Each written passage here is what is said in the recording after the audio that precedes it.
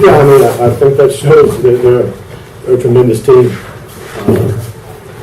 I think their defense may be, people talk about, their offense, but it's obviously their defense is what I think sets them apart in the conference and make it very difficult for us, especially.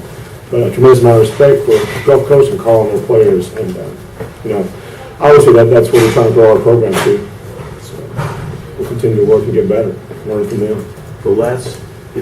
Since the start of this series, they have completely dominated this series.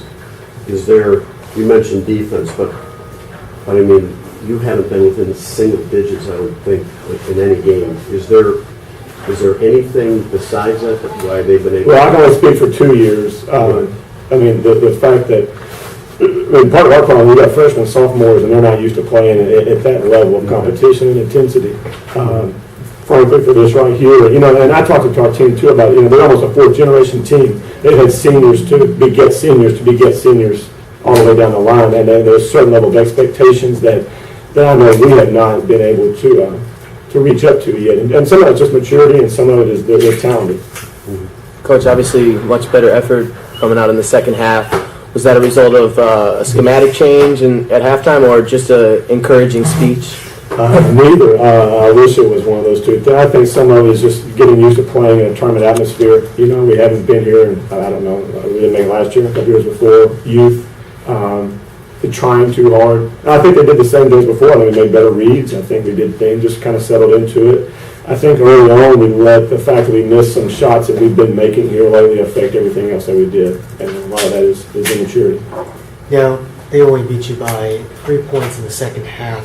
Does that kind of tell the story of your team a little bit more rather than your first half play? Yeah, I think it does. I think it's obvious that also they knew how to put those first 8 minutes away. And that, again, that's experience of how to do that. But it also shows that when we do what we're supposed to do and play with poise and composure, then you can get the things against them. So obviously it's something that we'll build on. But also you look at the first half as to how I got to that position.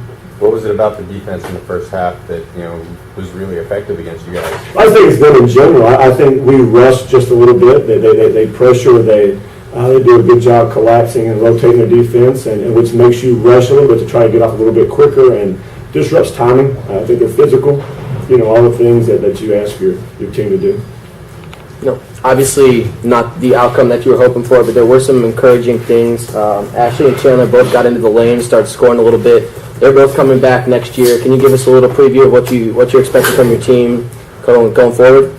Well, I think if we took those 5 starters out and they sat over and watched the last 4 minutes, they a little bit of resolution, how they want to go through the spring and build from there. The style of play in ours, as we have 7 new players coming in next year, 2 red shirts and then 5 freshmen. I think now we actually have players who can teach what we're trying to do. So we're going towards that, and they got a little bit of motivation now since it was this team that got beat.